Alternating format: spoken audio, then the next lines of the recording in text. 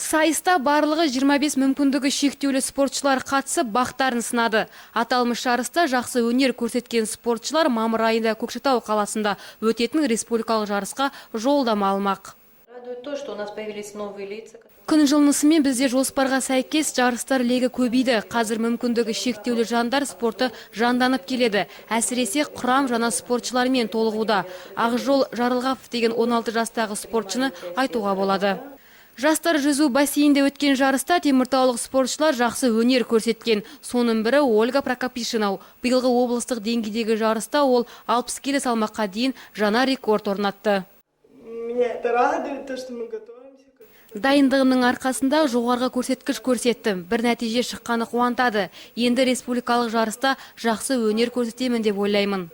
Теміртаулық мүмкіндігі шектеулі жандардың еліміз бойынша басты қарсыластары Алматы қаласы болып табылады. Алайда олар табандылықтарымен үзбей жүргізген дайындықтарының арқасында пауэрлифтинг спортынан үздік атанып жүр. Порадовали нас Прокопишина Ольга.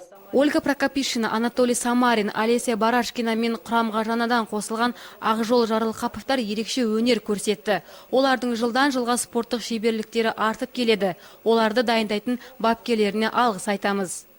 Қазір спортшылар Көкшетауда өтетін республика чемпионатына қызу дайындалып жатыр. Теміртау қаласынан 5 мүмкіндігі шектеулі спортшы нақты барады деп жоспарлануда. Ақерке Заирова, Евгения Ходоров, Сфера арнасы.